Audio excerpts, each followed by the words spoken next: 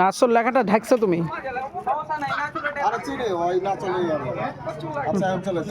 আমাদের নাচলে চলে এসেছি আমাদের চাঁপাইনবাবগঞ্জ থেকে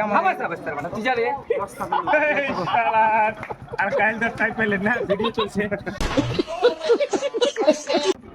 তো যাই হোক, এখানে আছে হচ্ছে একজন বড় কন্টেন্ট ক্রিয়েটর, রাজনীতিবিদ, হ্যাঁ, আর এখানে আছে হচ্ছে আরেকজন কন্টেন্ট ক্রিয়েটর, বড় ফুড ব্লগার ইমাম ভাই, আর আমি আপারে মিলন্ত ছিলাম।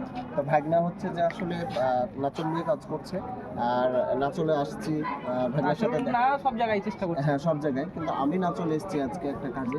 ভাগনার সাথে ঘুরলাম ফিরলাম, আর নাচলের সৌন্দর্য যে এত সুন্দর এই বিকেলবেলা, সেটা দেখে আসলে আমি খুব মুগ্ধ। আপনার কি মনে হয়? না, পরন্তু বিকেলবেলা নাচলে আসলাম, চা পানি খাওয়াইলো ভাগনা, অনেক ভালো লাগলো।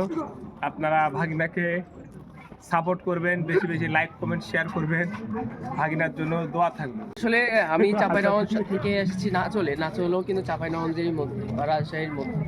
তবে আমার মনে হয়েছে যে অন্যান্য জেলাগুলোতে তো গিয়েছি, তবে নাচল উপজেলা এখানে অনেক মানে উপর লেভেলের সৌন্দর্যের দিক থেকে যদি আমি বলি, এখানে সব কিছু আর সবচেয়ে বড় কথা এখানে রেল স্টেশন আছে, এবং আরও বিষয় হচ্ছে যে এখানে আর আমাদের পরিচিত ছোট ভাইরা তারা নাচলকে তুলে ধরছে আপনাদের সামনে। তো যাই হোক, ওনার জন্য দোয়া রইল, এবং ভবিষ্যতে যেন সে নাচল সহ পাশাপাশি চাঁপাইনবাবগঞ্জ রাজশাহী বাংলাদেশকে বিশ্বের দরবারে তুলে ধরতে পারে, তার জন্য শুভকামনা দিয়ে গেলাম। ইনশাআল্লাহ হয়তো একদিন সে পারবে। ইনশাআল্লাহ।